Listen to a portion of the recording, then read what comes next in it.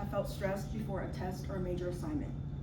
Now imagine trying to focus on school while constantly worrying that a parent, sibling, or loved one could be detained or deported at any moment.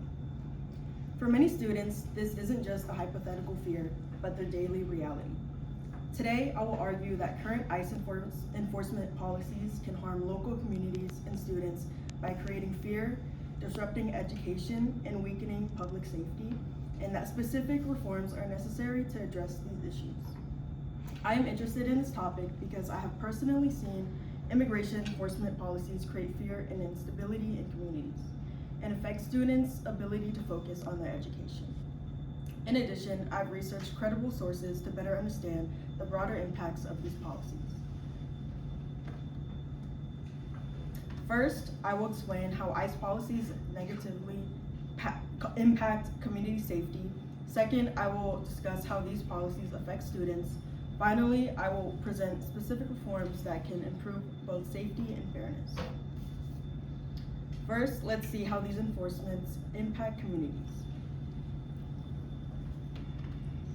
Fear of deportation discourages people from reporting crimes.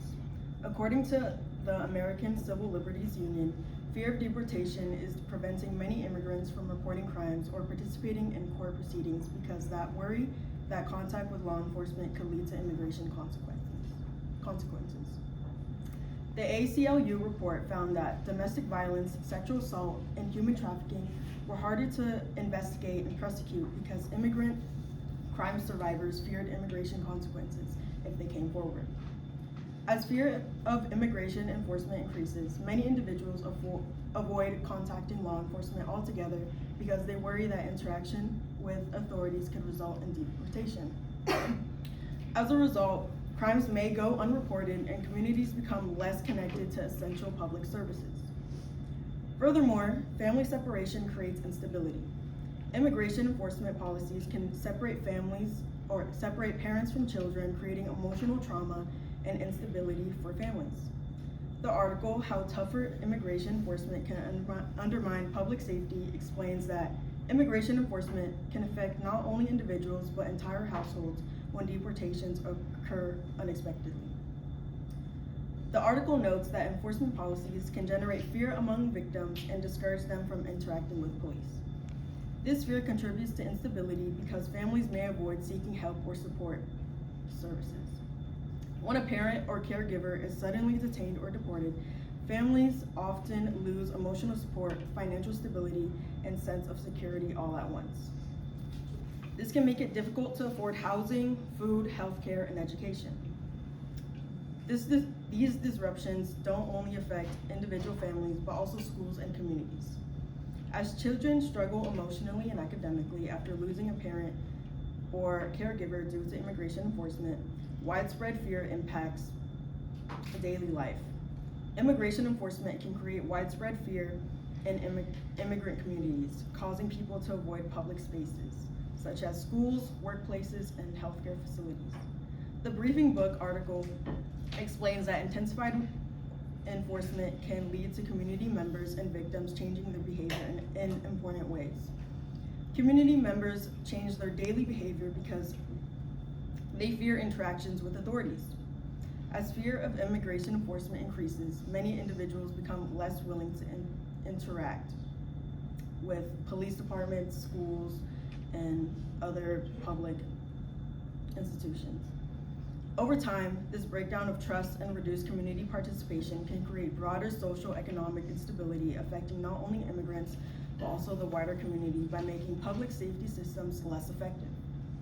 Now that I have explained how ICE policies affect entire communities, I will discuss how these policies create specific barriers for students.